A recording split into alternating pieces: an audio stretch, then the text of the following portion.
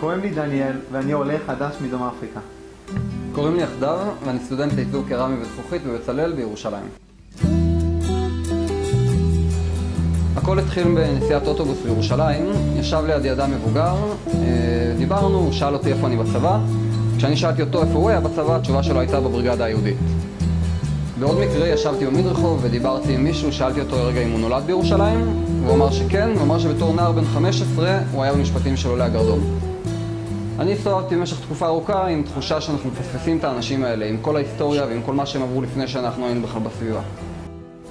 בעקבות החוויות האלה הקמנו את אורחים לשבת, פרויקט שמתאם ארוחות שבת לקשישים יחד עם צעירים ומשפחות. בשנה האחרונה הצטרפו אלינו מעל 300 אנשים בין באר שבע לכרמיאל. פתחנו את אורחים לשבת גם ליוצאי המגזר החרדי, עולים חדשים, חיילים בודדים, וקיימנו מעל 350 ארוחות וליל סדר שהשתתפו בו מעל 80 אנשים והונחה על ידי חברת הכנסת רות קלדרון.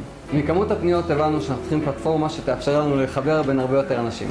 אז החלטנו להקים אפליקציה. האפליקציה תקשר בצורה יעילה בין מארחים ואורחים לפי העדפות כמו ארוחה דתית או חילונית, מקום מגורים, נגישות ועוד.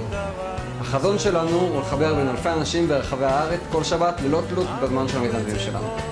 אורחים לשבת זו הדרך שלי להרגיש חלק מהחברה הישראלית.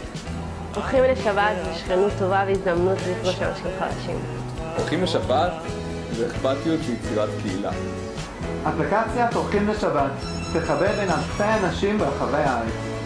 כדי שזה יקרה, אנחנו צריכים את העזרה שלכם.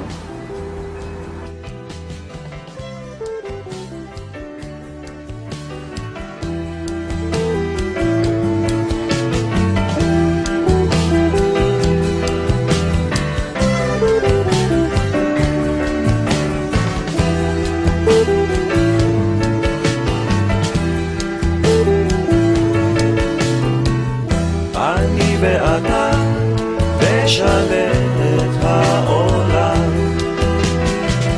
אני ואתה, אז יבואו כבר כולם. אמרו את זה קודם לפניי, לא משנה. אני ואתה נשנה את העולם.